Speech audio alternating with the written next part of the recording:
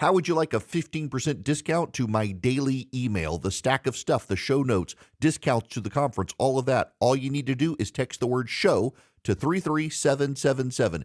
You'll get the annual subscription with a 15% discount to my daily email. You'll get the stack of stuff, the links to the show notes, discounts to the conference, and so much more. All you have to do is text the word show, SHOW, to 33777. Text show to 33777.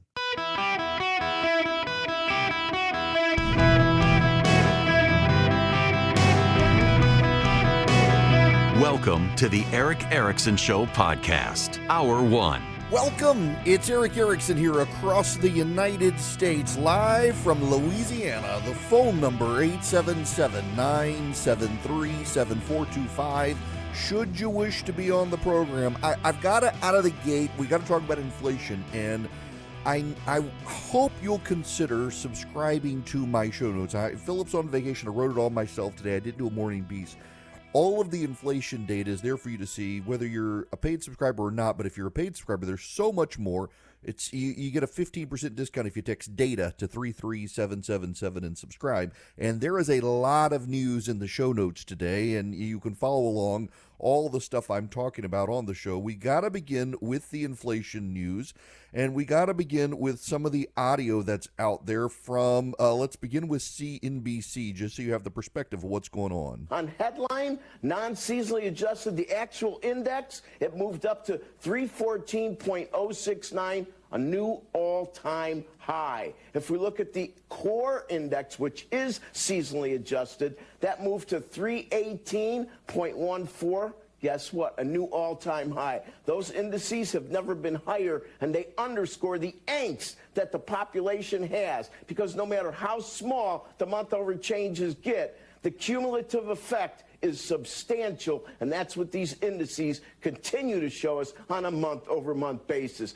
One more from Fox. This is Stephanie Pomboy. When you look through this number, what you're seeing, again, is all the non-discretionary stuff, all the things that we have no choice but to spend money on: food, energy, housing, healthcare, continues to be incredibly sticky in terms of prices, I would say high and rising. Yeah. So, okay. The markets are excited about inflation. In fact, right now, just to timestamp this, it's Wednesday, June 12th. It's 12:08 p.m. Mine says 11:08 because I'm in Central Time today. The Dow is up 99 points. The NASDAQ is up 301.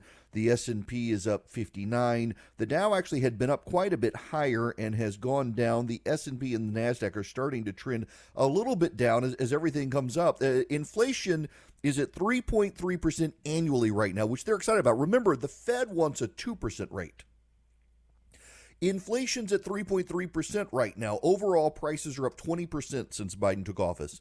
Gas prices since Biden took office are up 55.3%, electricity up 29%, rent up 21.2%, grocery prices up 21.1% since Joe Biden took office. Yeah, you want the whole perspective here. Let me give you some of the numbers. Gas has increased since Joe Biden took office 55.3%, groceries 21.2%. Restaurant costs, 22.2%. Baby food, 28.4% increase. Food for kids in the house under 18, 65.1%. Pet food up 23%. Rent up 21.2%. Electricity up 29%. Natural gas up 22.2%. Used car prices up 20.9%. Airfare up 39.9%. Public transportation costs up 27.2%. And real average weekly earnings are down 3.9%. They've come up some, but overall, since Joe Biden became president of the United States, your real average weekly earnings are down 3.9% because of inflationary costs. The overall consumer price index was flat in May compared with April. It's the first time in almost 2 years it didn't climb. That's why markets are excited. It has to do with gasoline prices came down. The core index, though, that excludes food and energy prices, which are volatile, rose 0.2%, the least since October. came in under all but 12 of 71 economic forecasts. Services were the main reason core inflation came in less than the forecast. Car insurance numbers went down. Car insurance prices went down. Airfares went down. Super core services gauge, that excludes housing, dropped 0.04%, the first decline since 2021. The annual rate of core inflation came down to 3.4%, the lowest since April of 2021. And this was aided by the smallest increase in housing costs in 2 years. Now, headline consumer price index came in at 3.3%. So now the markets think the Feds might be willing to do interest rate cuts. Treasuries and stocks started off the morning well. Treasuries were down. Also, the dollar fell. That's kind of a good sign. So the dollar has been very, very high relative to every other currency on the planet because of the Fed and because of the stability of the dollar versus every other economy in the world. And now with the dollar declining, that seems to be a hint that the markets do think that the Fed will cut interest rates probably in October. There's a problem, though, and I put this in the show notes today. And again, if you text DATA to 33777, you can subscribe.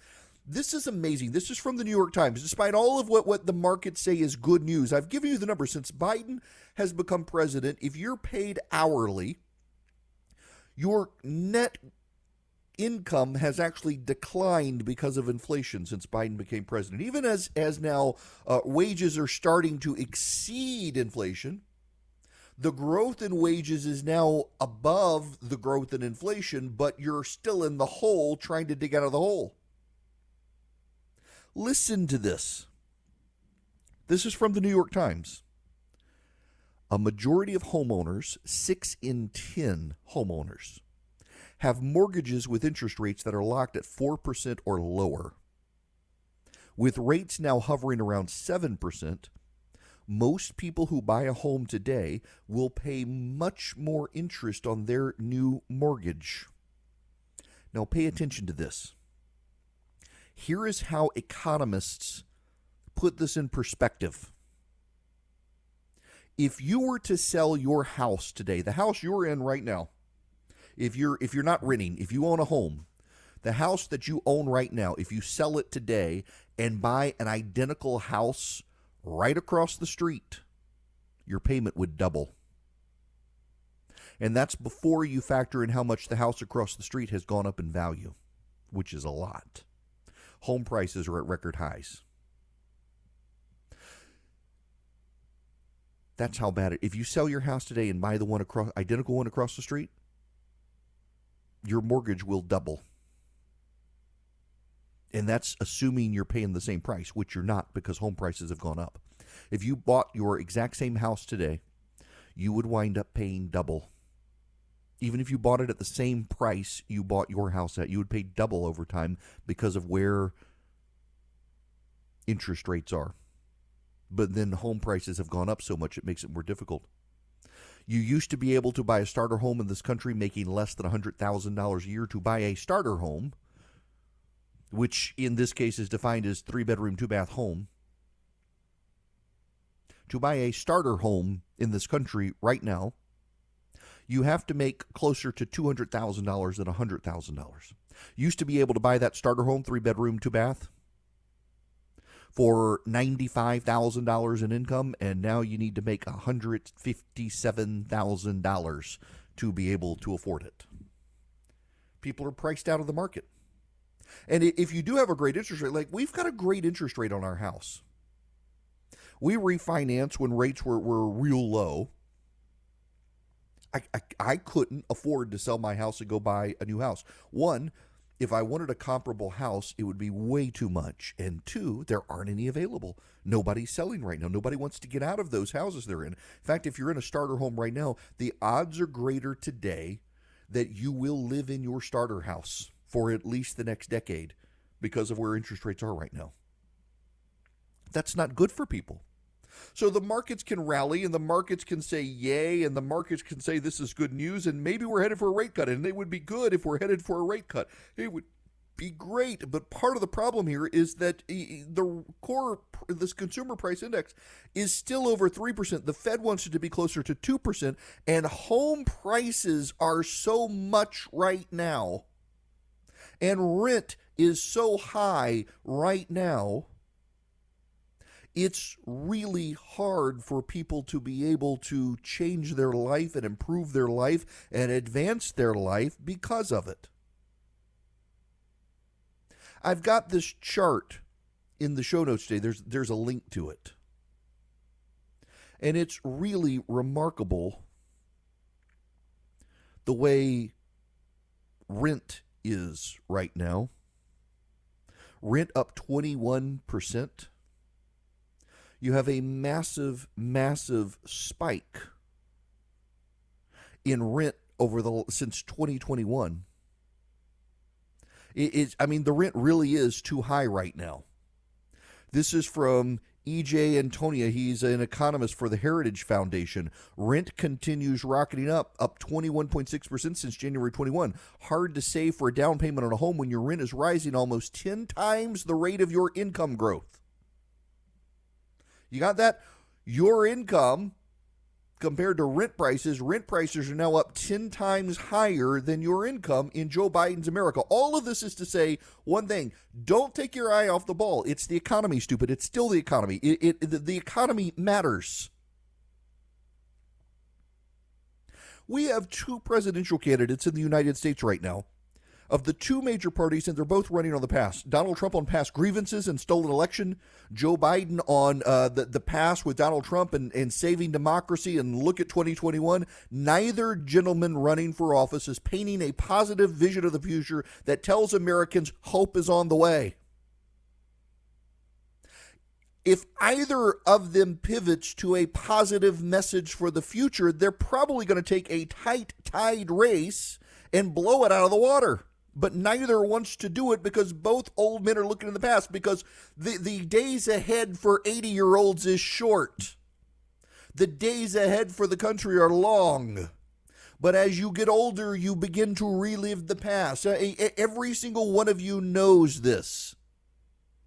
You have an elderly parent or grandparent, their stories are all about the past.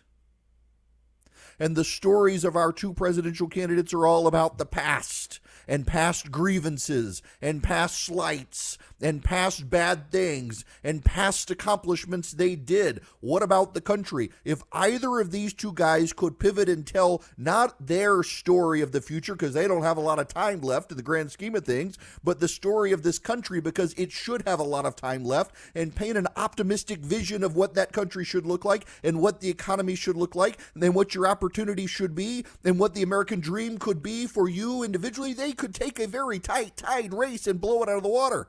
They could take a tight tide race and they could have a landslide, and all they have to do is change their message to something about the future. And Donald Trump has a greater opportunity than Joe Biden because Americans remember both men's tenure in office, and Donald Trump has a better tenure in office, according to the American public, than Joe Biden does currently, because things were good when Donald Trump was in the presidency. The economy was good, inflation was low, wages were going up, home prices were low, inflation was low, mortgage rates were low, interest rates were low, and people liked it.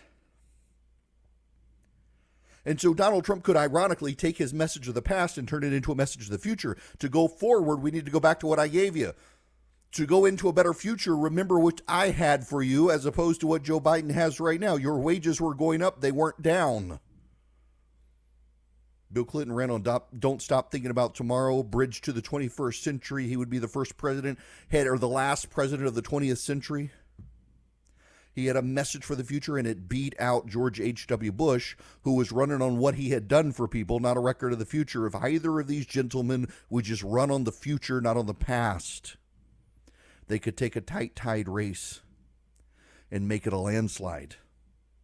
Donald Trump should do that because he has the record in the past as president to tell you about what he could do in the future, as opposed to Joe Biden in the here and now.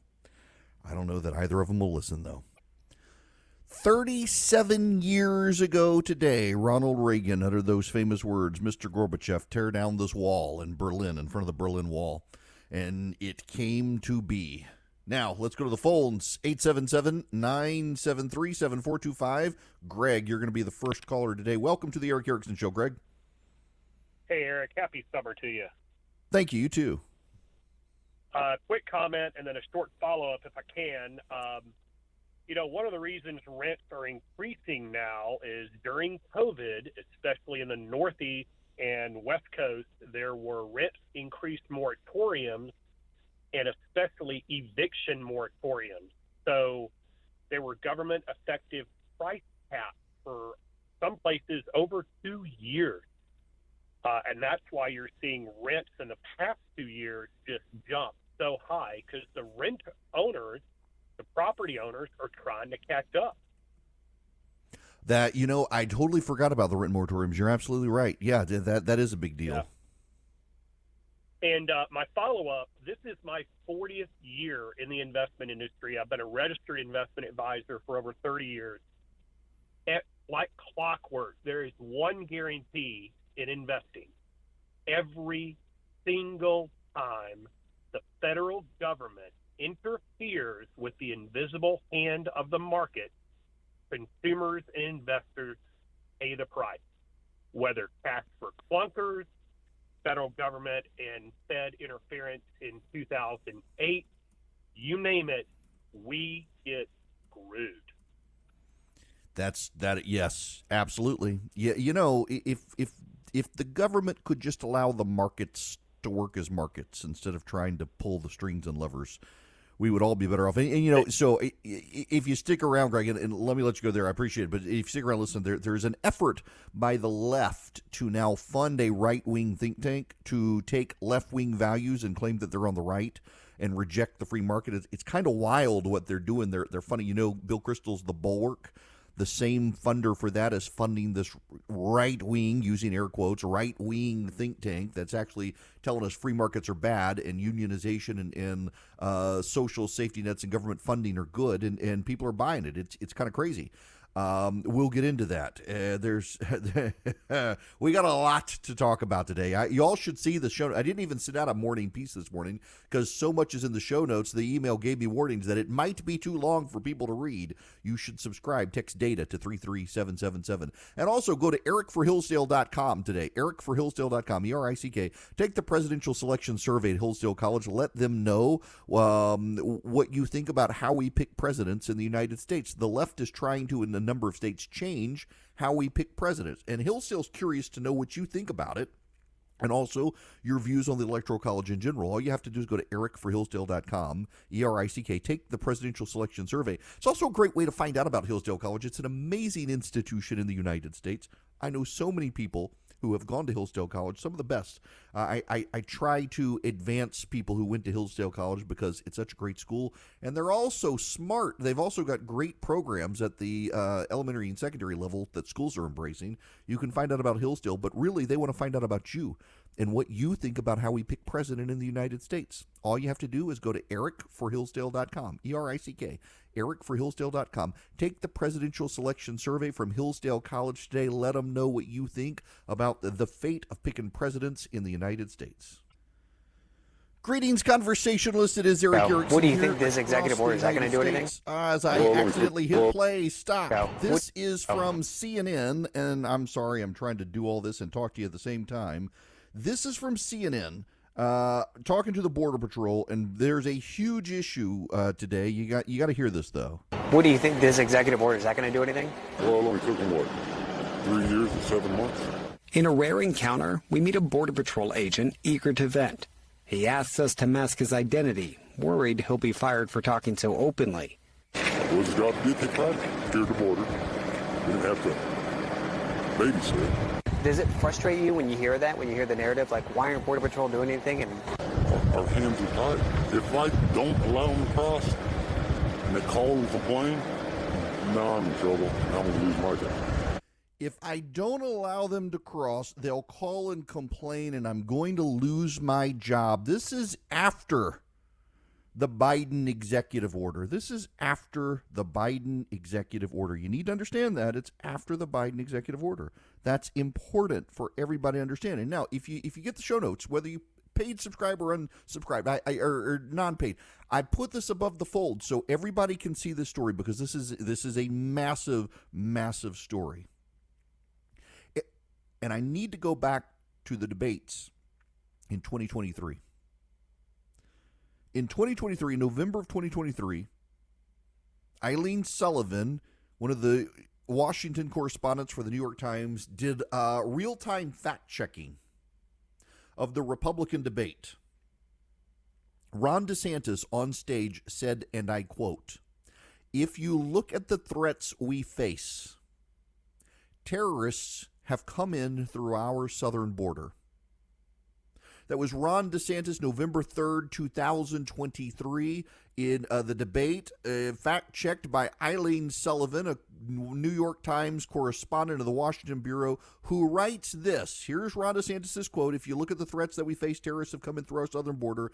This is from the New York Times. Quote, "This is false. Since 1975, no one has been killed or injured in a terrorist attack in the United States that involved someone who came across the border illegally," according to Alex Naras, the Vice President for Economic and Social Policy Studies at the Cato Institute, a libertarian think tank. So notice what Ron DeSantis said. Terrorists have come in through our southern border. The New York Times, relying on the Cato Institute, said this is false because no one's been killed or injured in a terrorist attack in the United States.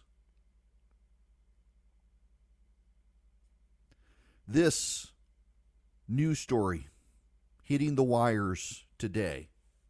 6 Russian nationals suspected to have terror ties to ISIS have been arrested in a coordinated sting operation spanning Los Angeles, New York, and Philadelphia, the Post can exclusively reveal.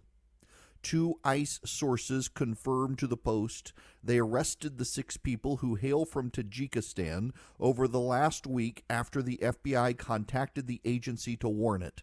2 others who were part of the same group were also arrested after being under surveillance for several months by a multi-agency joint terrorism task force, according to NBC. Part of the investigation featured a wiretap that revealed one of the now arrested individuals was talking about bombs, the sources said. Remember the Boston Marathon bombing? I'm afraid something like that might happen again or worse, one of the sources said. The target, who was subject to the wiretap, was previously released by federal authorities at the southern border with a court date next year, but it has since emerged he has potential ties to ISIS. In a joint statement, the Department of Homeland Security and FBI told the New York Post, quote, "Over the last few days, ICE agents arrested several non-citizens pursuant to immigration authorities. The actions were carried out in close coordination with the FBI's Joint Terrorism Task Force. The individuals arrested are detained in ICE custody pending removal proceedings. The FBI and DHS will continue working around the clock with our partners to identify, investigate, and disrupt potential threats to national security. The targets had all crossed the southern border, and initial vetting by federal authorities didn't turn up negative information tied to their names," Fox News reported. At least 2 of the individuals had crossed the U.S. in the spring of 2023, and one had used the Customs Border Patrol One app, CBP One app, to enter, according to NBC sources. The arrests come after warnings from FBI Director Chris Wray about possible ISIS terror plots being staged on U.S. soil and the group's potential for exploiting the southern border. In April, Wray warned lawmakers that a potential coordinated attack could take place in the U.S. following an ISIS-K attack on a concert hall in Moscow carried out by citizens of Tajikistan that killed 145 people and wounded hundreds more. The New York Times in November of 2023 decided to fact-check Ron DeSantis, who said terrorists had crossed the border. and said, well, there have been no terrorist attacks from people who cross the southern border, therefore he's wrong. He said that in November of 2023, and at least, I quote, at least 2 of the men had crossed into the U.S. in spring 2023, and 1 had used the CBP-1 app to enter, according to NBC sources.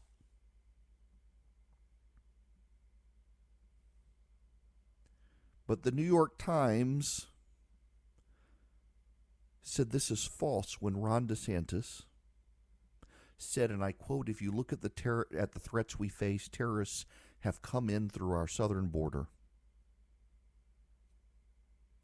Will Eileen Sullivan correct herself?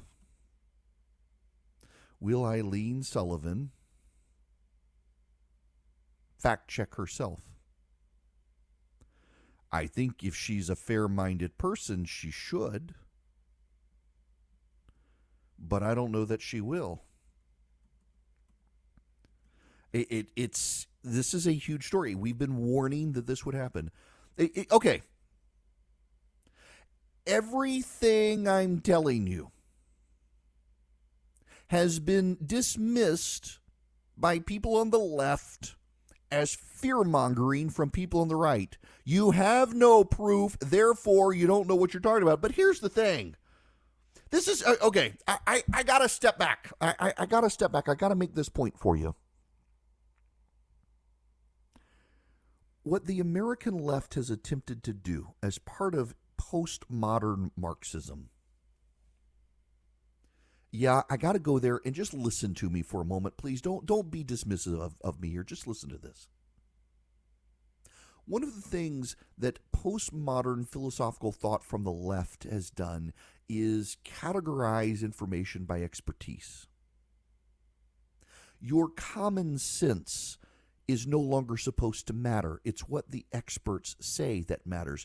If you have no expertise in a subject matter, you can offer no opinion on it. We see this with transgenderism, where you have federal judges that Joe Biden wants to put on the court, and they're asked, what is the difference between a man and a woman? And they say, well, I didn't study biology. I'm not a biologist. All you have to do is pull down your pants and look, and that tells you what the difference between a man and a woman is. You all have lived experience as a man or a woman biologically. I don't know if you know this or not. I don't know. Some of you, about maybe 5% of you don't know this. So let me educate you that if you are a man and you transition to become a woman, you still can't get pregnant or have periods. You still can't get pregnant or have periods if you are a man who becomes a woman. You're still not going to give birth to children. The essential element of being a woman, bearing children, having a menstrual cycle. You know, they talk about being a woman as a social construct. That's not a social construct. That's basic biology of being a woman. And yet these judges on the left say, well, I'm not a biologist, so I can't tell you what it means to be a woman. Yes, you can, and shame on you for not being willing to consume, digest, and regurgitate your common sense from a lived experience. And I don't know if you know this, but if you are a woman and you transition to become a man, you're never going to know the pain of what it means to be kicked in the nuts. It's just true. Hate to be that blunt with you, but it's true because they don't exist. There's no nerve endings there. It's worse than childbirth because, you know, I mean, women wish to have multiple children, but no man ever wants to get kicked there a second time. I promise you, it's terrible. This is a problem, and I raise that particular issue because so many people today are told, well, you're not an expert.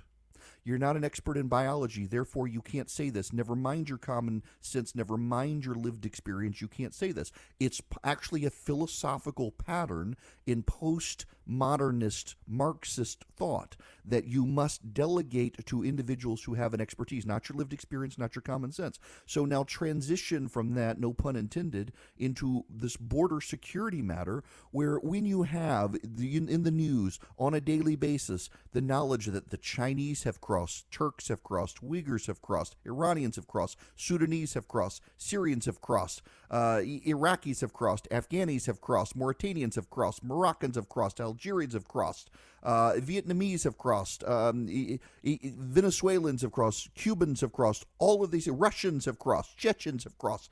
Every time you hear these stories and you hear the FBI say, hey, we're worried about terrorism, you, with common sense, can say, this isn't good. If we know these people have crossed and we know there are people who have gotten away, we can presume that if they've caught some people with nefarious intent, some of them have probably gotten away. But the left tells you, no, you can't say that because you're not a Border Patrol agent. You're not an expert in immigration. How can you say this?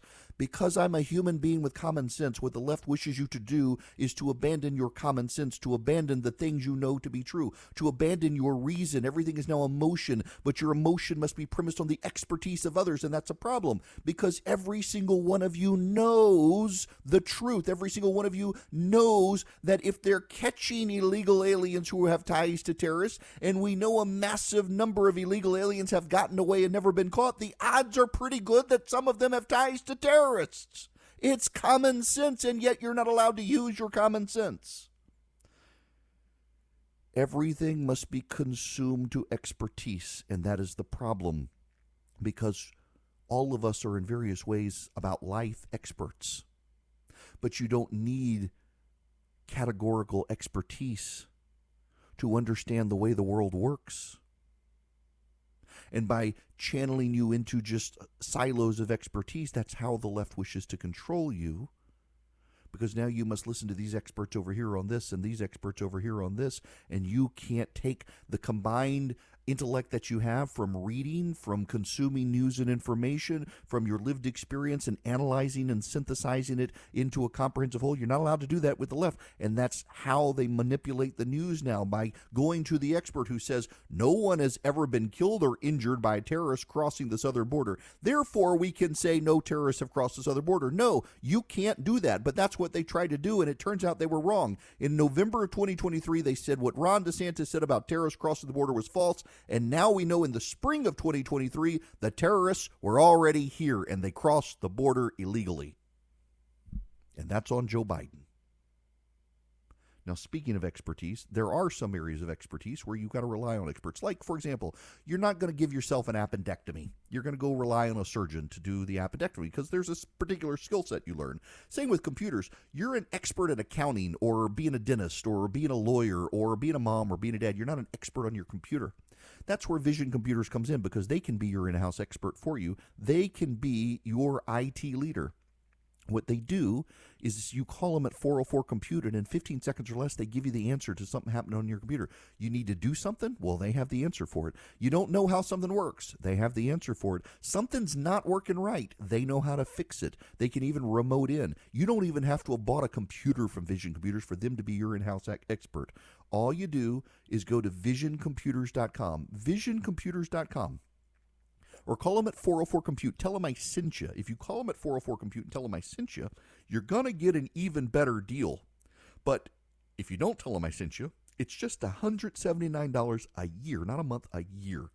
And Vision Computers can be your experts. By the way, they can also build computers for you. If you need a new PC, they can build it for you. You're going to get a better deal, better price, and a better computer than the one-size-fits-all of the big box store. VisionComputers.com or 404-COMPUTE. Hello and welcome. It's Eric Erickson here. The phone number is 877-973-7425. Should you wish to be on the program, Omega, you're going to be up next. Welcome. Yes, hello.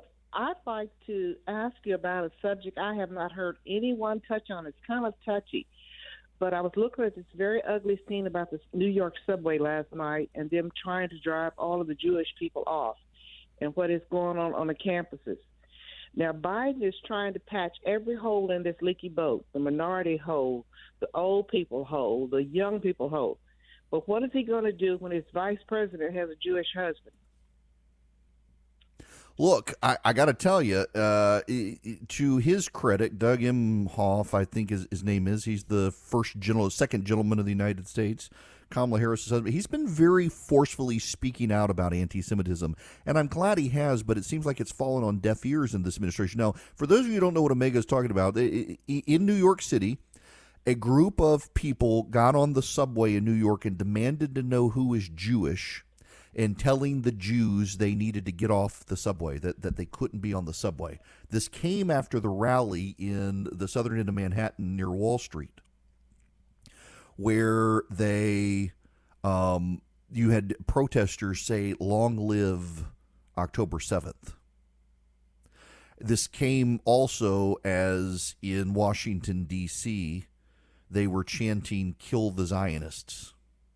This is what happened in New York City in the last 24 hours. They hunted for Jews in the subway. They held up a banner celebrating the largest slaughter of Jews since World War II. They threw smoke bombs at an exhibit organized by young people who were highlighting the abuse that happened on October 7th. They told Jewish students that they needed to get off college campuses. That's what's happened in the last 24 hours in New York City. And now a Brooklyn museum has been vandalized, and the chairman of the board of trustees of a Brooklyn museum has had his home defaced with spray paint for being Jewish. This is happening in the United States of America, and it's happening from the left. If it was on the right, you and I both know darn well Joe Biden would be speaking everywhere, denouncing it. Joe Biden would be forcefully denouncing it. He brings up Charlottesville, Virginia all the time. If it was just happening on the right, he would be denouncing it. But instead, it's happening on the left. It's left-wing protesters doing this. And Joe Biden can't speak forcefully. Joe Biden can't speak truthfully. Joe Biden can't speak about the situation. He won't do it.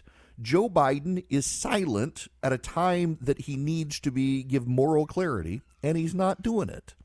This hour of the program brought to you by First Liberty Building and Loan. Wherever you are in the United States of America, First Liberty can help your business grow. If you're buying a building, if you're building a building, if you need money for a franchise, go out to FirstLibertyGA.com. FirstLibertyGA.com if you want First Liberty to help your business grow. Now, when we come back, we got to change to manufactured controversies.